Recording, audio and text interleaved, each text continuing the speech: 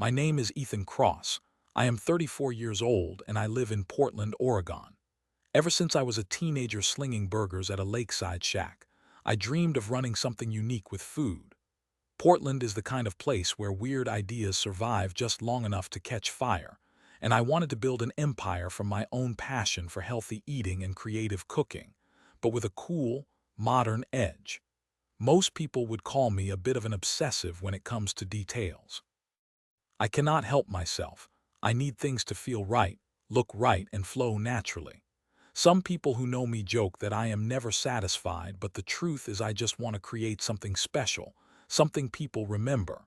And these days, with food videos everywhere, a regular restaurant did not seem bold enough for me. That is how I found myself chasing the dream of a new kind of cloud kitchen, one with a production studio built in. I figured, why not create a healthy kitchen where cooks, creators, and food photographers could all work together? My plan was for a creative, healthy menu delivered to people's homes, but also to invite social media foodies and content creators to shoot in my space. Basically, everyone wins. The community gets fantastic food, freelancers get access to a beautiful kitchen for filming, and I get more exposure and business. I started working up the numbers, scouting spaces to rent, and got serious about checking every permit and license the city demanded. This was all new territory, and I asked everyone I knew in the industry for advice. People were excited for me, and I was excited too. After 3 months of looking at half-lit basements and ancient restaurant kitchens full of peeling tile, I finally found it. A brilliant, bright white warehouse on the north end of Portland with massive west-facing windows and a massive open area for both cooking and shooting. I could already see the polished concrete floors, the natural oak cabinets, massive kitchen island, and a spot for tripods and cameras, the works. The landlord, a sharp-dressed guy named Harold Finch, seemed over the moon to lease to someone with a plan.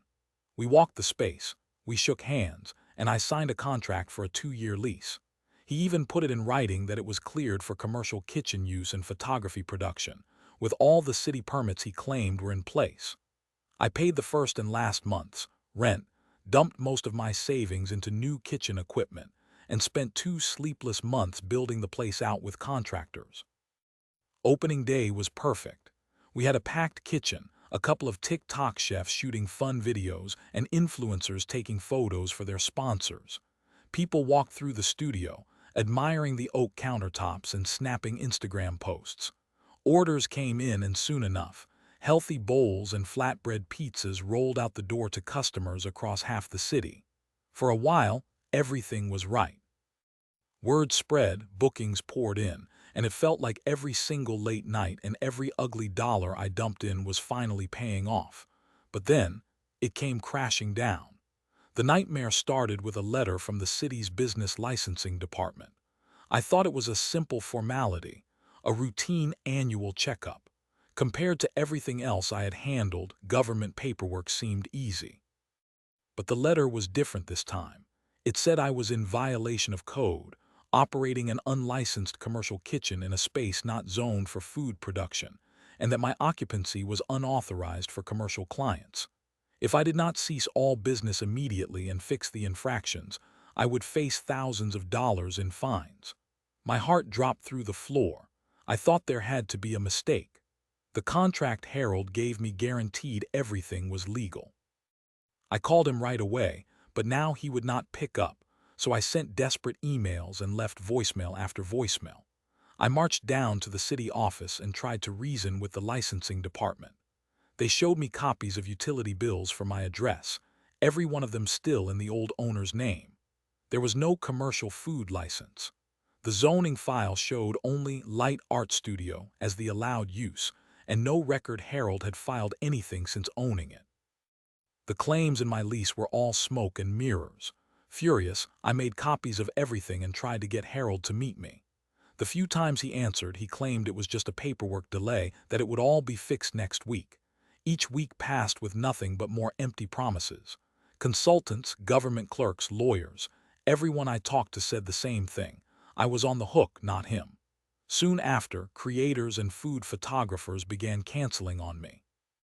Their clients wanted proof that my space was permitted for production, the permits that I was supposed to have. Orders dried up as stories started to swirl that my kitchen was not actually approved. A few angry customers even posted online, convinced my kitchen was not safe. Then my bank flagged my business account because the registered company address did not match city records. My delivery partners refused to work with me.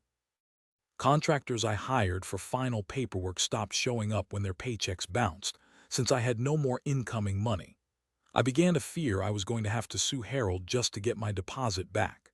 In my lowest moment, a city official called, telling me they had to shut me down until evidence of permits could be provided. I was out on the street the next day, locked out of my own dream, with food spoiling inside and not a penny left in my checking account. That first week after losing the space, I was angry, embarrassed, and completely broke. My friends tried to cheer me up, but it was useless. Harold never responded to any calls. I knew now, after reading my lease again, after talking to new lawyers, that Harold had done this before to other small business owners trying to make something happen in Portland. He would offer them a sweet deal, take their security money and months of rent, lie about permits, and just wait for them to give up when the city kicked them out. My case was just one in a list of victims. He would say it was a misunderstanding and blame the city, but never return a dime or own up to any fake documents. Some people had been ruined worse than me. Most people just walked away after losing everything, since Harold could always claim it was their failure to do due diligence. The more I dug, the more furious I became. I was not prepared to be another sad name on Harold's long list. That night, I took out a journal and started planning. If he wanted people to just give up, I resolved to do the opposite. I wanted revenge. I wanted Harold to pay for what he did to people like me. I started by pulling together every single document, contract, email, and text I had from him. Any paper trail at all. Then I did hours of research with my lawyer friend Lucy, checking city code violations and cross-referencing every address Harold owned. We found 3 other properties where city records did not match what he was claiming to lease out. Even though all of us victims were technically small potatoes, together we had proof of a clear pattern. But it was not just the law that could pressure Harold. Lucy suggested another way: bring what he was doing into the daylight. Together, we wrote up a detailed, plain English guide with every ugly fact exposed, naming names and showing every document and fake permit. I posted my story and every supporting file to every business forum and social platform in the city. We sent copies to the city licensing board, the state attorney general, and even reporters at the local newspaper. Soon, others added their stories. Someone from the Portland Business Owners Guild reached out and offered free legal aid in a class action. We tracked down a big client Harold had signed for a new warehouse lease and let them know about what he was doing. They pulled out of their agreement the next day after their own lawyers reviewed the zoning. Most importantly, the city finally responded to our evidence. They opened a formal investigation into Harold's portfolio. Inspectors showed up at his other locations and closed down businesses operating illegally, fining Harold for each city code violation. The tax authorities started thoroughly reviewing his filings for fraud. And best of all, regional business magazines started covering the fake kitchen studio scam that Harold had gotten away with for years, naming him outright. Soon, landlords refused to rent to him. Big real estate firms blacklisted his name, and he found himself buried under so many fines and lawsuits he had no time left for new tricks. Meanwhile, word spread across Portland about what happened to me, but also about the revenge I had pulled off. People from all corners, other creators, kitchen owners, even city staff, started reaching out to share support. I got offers to host pop-ups in their own kitchens. My friends helped crowdfund a way to rent a tiny licensed studio until I could get back on my feet. I was far from rich, and the bank account was still in rough shape, but it was not empty anymore. Even better, foodies and creators came back, eager to work in a space they knew was honest and truly safe. In time, I rebuilt, smaller, smarter, but with the satisfaction of knowing Harold would never ruin another dreamer's passion with his lies again. It turns out, revenge is not just about getting even. It is about making sure the next person has a fair shot, and the city you love does not let cheaters win. Now, when new small business owners in Portland call to ask about finding a studio or kitchen, I always tell them, do not just trust the contract, trust your gut and ask to see every permit.